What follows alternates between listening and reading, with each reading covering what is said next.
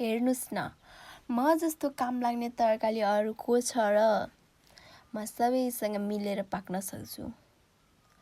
म बिना त खाना अधुरो छ, अधुरो। त्यही भएर त तिमीलाई तेलमा डुबाएर फ्राई गरिन्छ।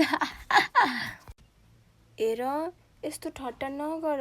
हामी सबैको समान महत्त्व छ। हामी सबैले आफ्नो तरकारीबाट परिकारलाई स्वादिष्ट बनाउँछौँ। सम्मानको कुरा गर्नुहुन्छ फर्सी भाइ। यहाँ मेरो भित्र गुणको प्रशंसा त यहाँ कसैले गर्दैनन्। म यहाँ सबै भान्साकोमा अनिवार्य छु, त्यही पनि मेरो गन्धकले सबै भाग्छन् भनेको। ल सुन, तिमी त गन्ध भए पनि तिमी बिना त खाना बेस्वाद हुन्छ नि। मलाई त देखेर मात्र सबै खुसी हुन्छन्। मेरो रङले मात्र खानालाई आकर्षक बनाउँछ। त्यो त साँचो हो गोलबेडा। तर मेरो बहुमुखी प्रतिभाको के कुरा? म फ्राईमा पनि, म पकौडामा पनि, म तरकारीमा पनि। के छैन र मसँग? त्यसैले म तरकारीको राजा हो, राजा। आलु दाइ, हामीलाई थाहा छ तपाईँको धेरै काम लाग्छ। तर नबिर्सिनु कि हामी बिना तपाईँको आलुको परिकार पनि निराश हुन्छ भनेर। हो नि, यो आलु कति घमण्ड गरेको है?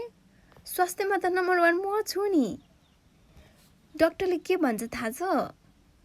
साग खाऊ, स्वस्थ बन। कहिले आलु खाऊ भने सुनेछ? छैन नि।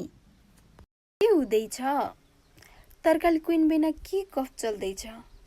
यहाँ मेरो भान्सामा छुट्टै इज्जत छ है। ए क्विन, अलि सानो बन ल। मलाई हेर, म सिधै फ्राईमा जान्छु। झटपट म बन्दिन नि फेरि। ए मेरो गुण भुलेको तिमीहरूले?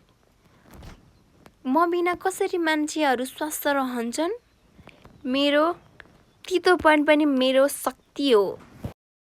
सबै आफ्नो गुण नाम भनेर बस। मलाई यहाँ सस्तो तरकारी भनिन्छ। सस्तो त मलाई पनि भनिन्छ नि। तर एकपटक मेरो झोलमा गएर हेर, कसैको बोल्ने शक्ति पनि रहँदैन त्यहाँ। तिमीहरू सब मिलेर परिकार बनाउँछौ, तर मेरो बिना त्यो परिकार फिका हुन्छ, फिका। मलाई के लाग्छ भने नि, स्वास्थ्यको सवालमा नम्बर 1 त मै छु नि फेरि। साग बहिनी, स्वस्थ मात्र भएर खान सकिन्छ र?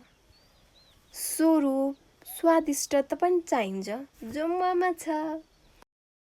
हो, तिमीहरू सबैले आफ्नो गुण बनायौ।